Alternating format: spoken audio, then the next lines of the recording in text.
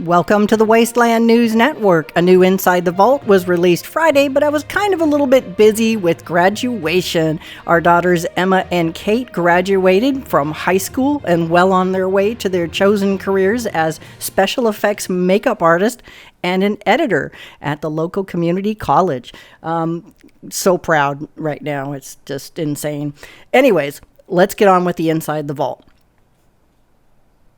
First up, this weekend through till Tuesday at noon, or whenever you have your reset time, it is double script this weekend. So you can cash in your legendary items at the Legendary Exchange machine in exchange for legendary scripts, which you can exchange with the purveyor to get even better or worse legendaries. Usually for me it's worse. Anyways, you can hang on to all that script for a later date. So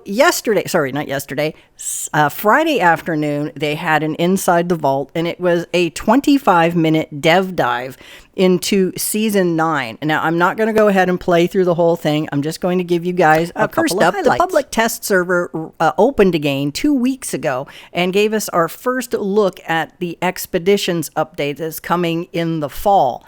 If you have Fallout 76 on PC through Steam, you can join the rest of us in exploring the pit right now and giving them our opinions and other feedback during the early play testing. And right now, if you go into the PTS, you will be awarded this pit-themed pennant that you can unlock in your camp later on after Expeditions goes live.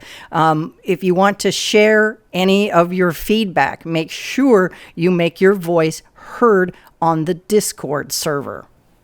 And our next update is slated for June 14th, and that is the Test Your Metal update, and it will bring with it Season 9 and a host of new Fallout First scoreboard enhancements. I'll go over those in a bit, but the update on June 14th is going to bring 3 new public events, not seasonal, permanent public events. They are Test Your Metal, Moonshine Jamboree, and the cool thing about Moonshine Jamboree is it's going to give you extra raider reputation. So if you need that to max it out so you can get some of the exclusive items for sale with gold, then Moonshine Jamboree will boost your raider reputation.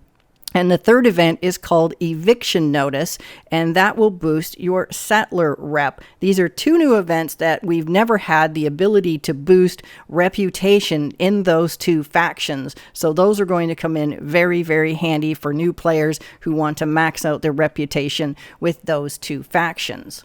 So let's have a quick listen in on what we can expect on Season 9. So a season in Fallout 76, it's always centered around the scoreboard. That shows a unique story for that season. This year, it's Dread Island. The way that players progress through the season is by completing challenges that we have in the game, both daily and weekly challenges. And then completing it all gives you awesome rewards. Awesome. Yeah, definitely a ton of rewards on those scoreboards. Each one of our seasons and scoreboards takes us somewhere new. Where are we heading with Season 9? What characters are we going to meet? Where are we going? Yeah, as Jesse said, Season 9 will take us on a journey to the mysterious Dread Island, where the famous Franklin family has crash-landed on the island with their Assaultron bodyguard named Hart. It's based on a book series in World by Robin Zabrinsky, and it's an island full of dangers, both from the inhabitants and the island itself. It's a little more serious in tone than some of our previous seasons, and we hope people really enjoy it as much as we've loved making it. How can players go about learning more about them in the game or beyond the game? Sure. You'll get to know about the new crop of characters from Dread Island in a new hour-long radio drama narrated by the fictional author, Robin Zabrinsky. We got an excellent voice cast and performances in this one. We really can't wait until people can listen in as they tour Appalachia. Prairie Radio in general has hours and hours of dramas, commercials, and music that can help flesh out our in-game world, and definitely tune in if you haven't already. So let's talk a little bit more about rewards, because we talked about the story and the characters and all that, but when it gets down to it, players are completing challenges for to boost up their collection. So how do we decide on what goes into a season's reward pool? Yeah, that's part of the fun. As Don's been talking about, we spend an extraordinary amount of time in developing the theme for each of the seasons, and we go further than just what players are seeing on the scoreboard. Like he mentioned, we're developing characters, backstory, lore. When we have all of that written down and encapsulated, we move on to speaking with our art director. We already know how many ranks we're going to be putting in a season. We know its general structure. And so we sit with the art director and he really starts coming up with the ideas for the actual specific rewards that he thinks would be really compelling for our players, really rewarding. And it's a back and forth. It's a huge collaborative effort between our entire team because we're trying to make sure that the items fit the theme, but we're also trying to make sure that the rewards will give things that players have been requesting for a while. We read Discord, we read the Reddit, we listen to our players, and players are oftentimes asking for, hey, wouldn't it be cool if we had X? And we will always go back to those wells and be like, hey, maybe we should bring X into this season. How can we integrate it? Does it fit the theme? Is it the right thing to put in? So it's this massive discussion, collaboration, and really, really exciting time to come up with some amazing ideas to make sure that our players are getting the best rewards for each of the seasons. Awesome. Yeah, it definitely sounds like a ton goes into it. I know you mentioned our art director, John Rush. He gets excited about a lot of things as they're in progress, and it's always great to see some of the art as it's coming together. So let's shift gears just a little bit here and talk about some of the improvements that are coming with our next update. So we're bringing a number of enhancements for Fallout First members on the scoreboard. I think the first one we wanted to talk about was the score boost, which will help Fallout First members earn a little bit more score when they complete those challenges. Jesse, what can you tell us about how this works and how it will change as players rank up? Thanks for the question, Nate.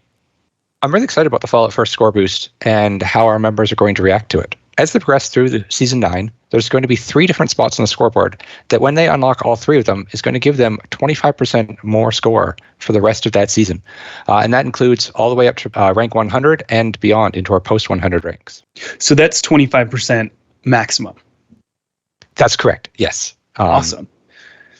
So I guess my very first question, and I'm sure the first question a lot of people are going to ask is, so what happens to that during a double score weekend when people are earning, twice the usual challenge score from their challenges?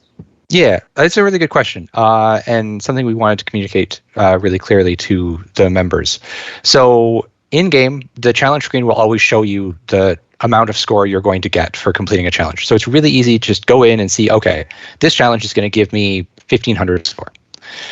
So the math behind is if you have a challenge that's worth 1,000 score and there's a double weekend, you'd get 1,000 for the regular, you'd get 1,000 for the double score, and your 25% boost is applied to the base challenge. So you'd get 250. So in this case, you'd get 2,250 score for completing a challenge. What can you tell us about how Fallout First members will experience those? Yeah, so Fallout First challenges are going to be represented in the challenge menu with a Fallout First icon. Players who have an active Fallout First membership will be able to complete these extra challenges. They're going to help you progress through the season faster, and they can be either daily or weekly challenges. And you're just going to have to check in the game to see what's active during the season.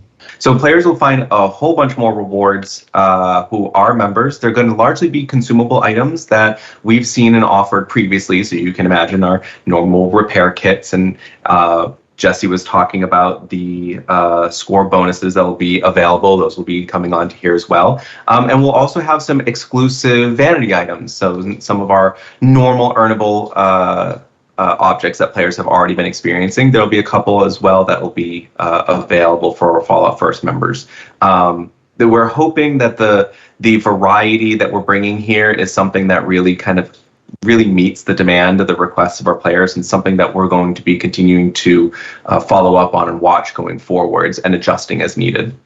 Very cool, guys. Well, thanks again for coming on. And of course, I have to say thank you to everyone who joined us today to tune in for a preview of Season 9 and our Fallout First enhancements, and to hear from the dev team.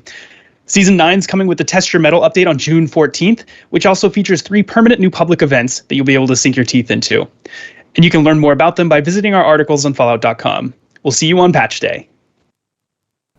And there you have a quick summation of the Dev Dive video. Again, it's coming on June 14th, so you've got a couple of weeks to round out this season's scoreboard. And in addition, next week's Inside the Vault should be a complete overview of all the rewards of Season 9, and we'll see you then. Thanks so very much for watching, and I'll see you out in the wasteland.